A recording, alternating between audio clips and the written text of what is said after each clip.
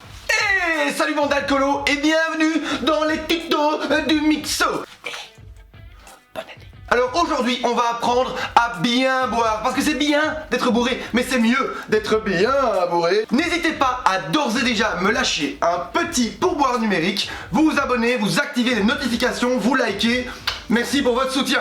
Alors pour ceux d'entre vous qui me suivent sur mes autres réseaux, Instagram, Facebook et compagnie, vous avez sûrement pu remarquer que j'ai travaillé comme un dingue durant tout le mois de décembre. Et ouais, bien débossé. T'as surtout bu tout seul comme un alcoolo. Putain mec, ça va, je me suis réinventé avec cette putain de règle sanitaire, c'est pas facile quoi. Mon cul, tu bois avec un masque. Putain, ta gueule fuckman, ah, merde. Fuckman, t'emmerdes. Donc, j'ai fourni des box cocktails aux sociétés. Je leur proposais d'organiser un apéro live au cours duquel je donnais un petit cours de cocktail à tous les collaborateurs qui étaient tranquillement en sécurité dans leur salon. Avec tout le matos qui était dans la boîte, ils avaient la capacité de se faire un délicieux et merveilleux petit cocktail du mixologiste. Et ça s'est super bien passé. Par conséquent, les plus assoiffés d'entre vous n'ont cessé de me harceler en DM ou en MP pour commander des box pour eux, comme si j'étais une Instagrammeuse super bonne. Et après moult réflexions, je peux enfin vous annoncer l'ouverture de notre premier bar à cocktail numérique. Désormais, chaque mois, vous pourrez commander votre petite boîte de cocktails pour vous faire des délicieuses petites préparations à la maison. Je le savais, à chaque fois qu'un mec fait des vidéos sur YouTube, c'est pour vendre des trucs. Fuckman. Ta gueule, fuckman. Tu te fous de ta gueule. Merde à la fin. Putain, tout le monde se fout de ma gueule. Donc au sein de cette box vous aurez plein de petites surprises, alors je vous propose de faire un unboxing avec notre Instagrammeuse préférée, Rousseau Mixo. Coucou les copines, donc voilà j'ai enfin reçu ma super box, les tutos du Mixo. Je vous propose de faire un petit unboxing, ça on va découvrir tous ensemble tout ce qu'il y a dedans, parce que je sens qu'il va y avoir plein de super petites surprises. Allez, unboxing.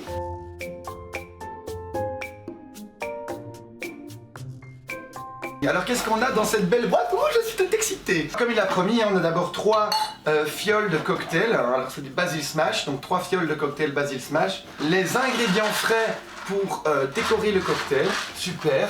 Un petit parfumeur pour parfumer nos cocktails, pour que ça ait un beau parfum et que ce soit olfactivement intéressant. Moi j'adore le olfactif, pour moi c'est super important. Un petit paquet de sablés qui sont faits par un traiteur, le comptoir aux délices. Des flyers pour avoir toujours plus de déchets. Il y a également une lampe au mercure HPS 400 watts. Alors on a également une scie circulaire. Cette blague est beaucoup trop longue. Lame d'un roux. Ouh, je sens qu'il va déraper. Et 1 kilo de coke. Vous l'aurez compris, au sein de chaque box, vous avez donc 3 cocktails prémixés dans des petites fioles de 20 centilitres ainsi que les ingrédients frais pour sublimer vos cocktails. Et vous aurez également de quoi grignoter, sucré, salé et surtout plein de petites surprises toujours plus débiles les unes que les autres. Et pour éviter de vous rajouter une recette papier super longue et chiante, donc je vais vous expliquer comment faire ce magnifique cocktail ici en vidéo, comme ça c'est bien plus simple pour tout le monde. Allez, on passe à la confection du cocktail.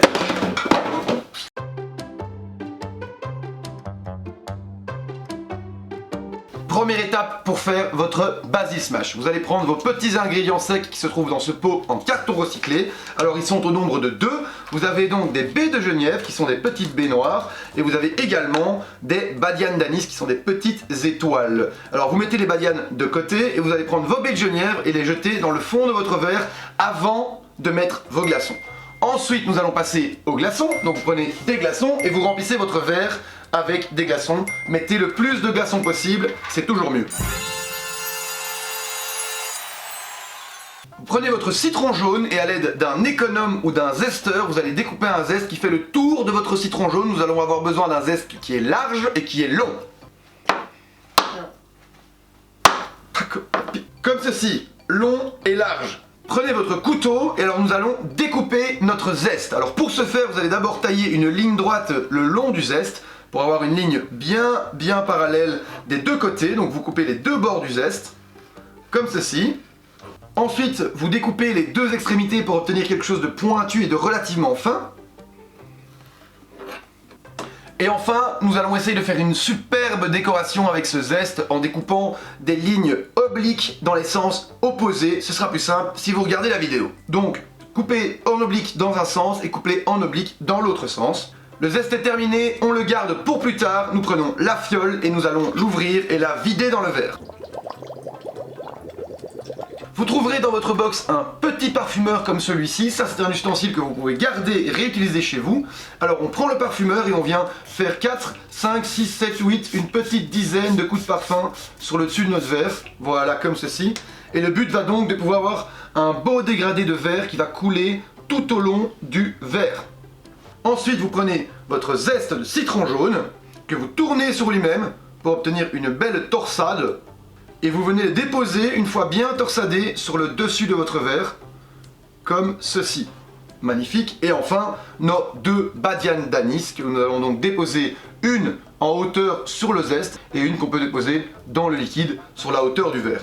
Et enfin, votre paille en carton que vous pouvez déposer dans votre verre. Alors pourquoi une paille? Parce que généralement, il y a un petit peu de mousse et il faut faire attention parce que la mousse tâche. C'était nul. C'était nul. C'était nul. C'était tellement nul, putain.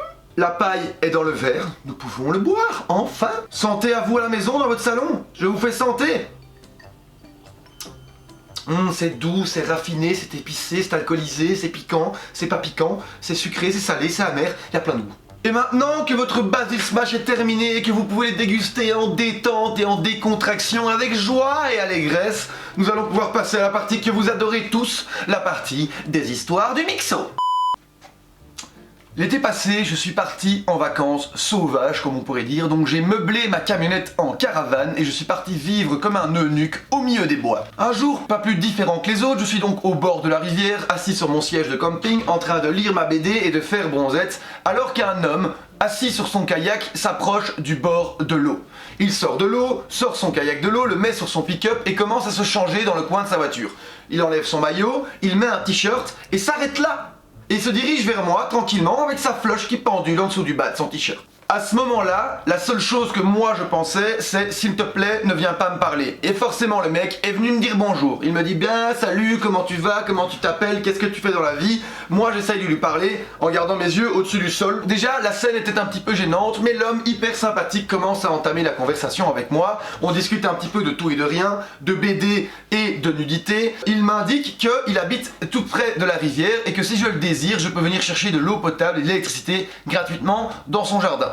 Et donc je passais la nuit au bord de ma rivière, le lendemain matin je n'avais quasiment plus d'électricité dans mes batteries et presque plus d'eau potable, j'étais donc contraint et forcé de me diriger chez mon nouveau nudiste, Benoît.